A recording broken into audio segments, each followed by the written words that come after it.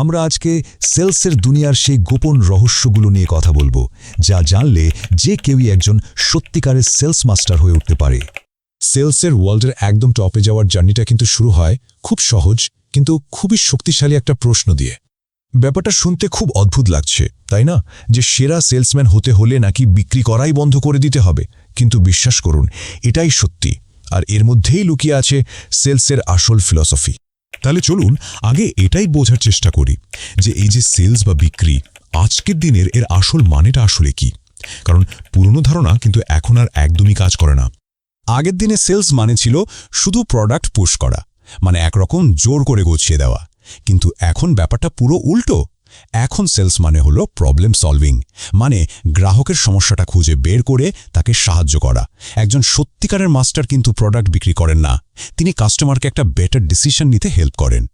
ব্যাপারটা এভাবেও ভাবা যায়, সেলস হচ্ছে পৃথিবীর একমাত্র খেলা যেখানে বিক্রেতা আর ক্রেতা দুজনেই একসঙ্গে জিততে পারে।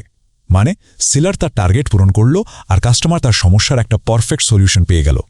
আর ঠিক তখনই তৈরি হয় একটা বিশ্বাস, একটা লম্বা সময়ের সম্পর্ক।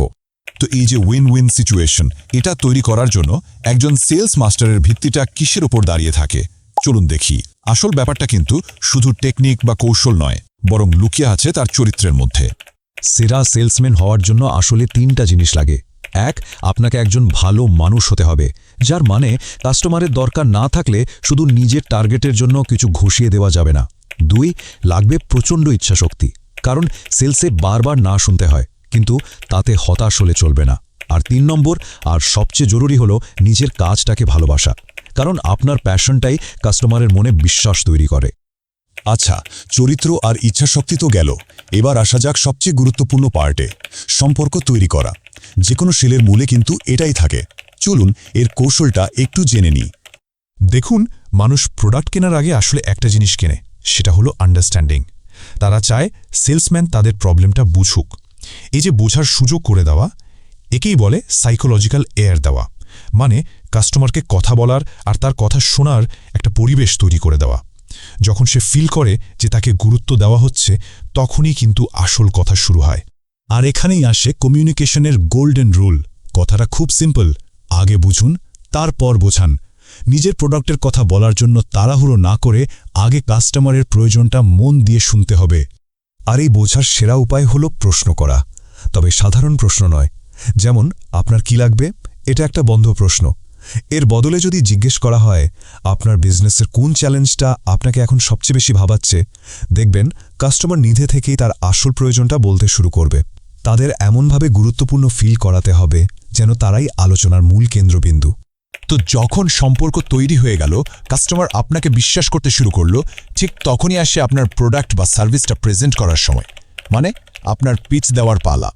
একটা দারুণ শক্তিশালী পিচের একটা কৌশল আছে, যেটাকে বলে ড্যামেজিং অ্যাডমিশন। মানে কি? মানে হলো শুরুতেই আপনার প্রোডাক্টের একটা দুর্বল দিক বা কঠিন দিকটা সততার সাথে স্বীকার করে নেওয়া। যেমনটা এখানে বলা হয়েছে, আমাদের প্রোডাক্টটা ব্যবহার করতে আপনাদের টিমের বেশ খাটতে হবে। এই কথাটা শোনার পর কাস্টমার আপনাকে সৎ বলে বিশ্বাস করে। আর এরপর যখন আপনি বলবেন, কিন্তু এর থেকে যে রেভিনিউ আসবে তা আপনারা আগে কখনো দেখেননি, তখন ওই কথাটা অনেক বেশি বিশ্বাসযোগ্য মনে হবে। যে কোনো পারফেক্ট পেজ কিন্তু এই 4টা পিলারের ওপর দাঁড়িয়ে থাকে। 1, আপনার ব্র্যান্ডের একটা গল্প বলুন যা বিশ্বাস তৈরি করবে।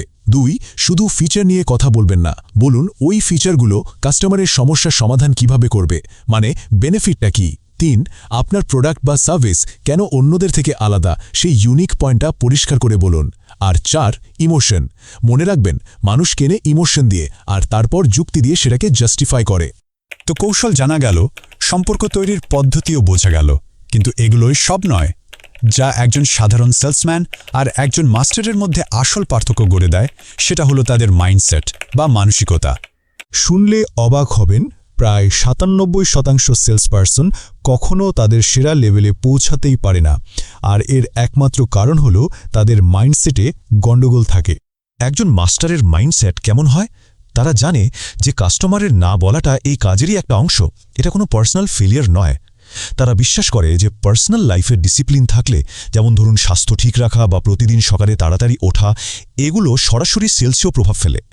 দিনের প্রথম কাজটা সফলভাবে করলে সারা দিনের জন্য একটা পজিটিভ মোমেন্টাম তৈরি হয়। তাহলে পুরো আলোচনার শেষে প্রশ্নটা কিন্তু একটাই, যে সিদ্ধান্তটা নিতে হবে সেটা হলো, আপনি কি শুধু একজন প্রোডাক্ট বিক্রেতা হয়েই থেকে যাবেন, নাকি একজন ট্রাস্ট বিল্ডার হবেন? মানে আপনি কি শুধু প্রোডাক্ট বিক্রি করবেন, নাকি কাস্টমারের সাথে একটা বিশ্বাসের সম্পর্ক তৈরি করবেন?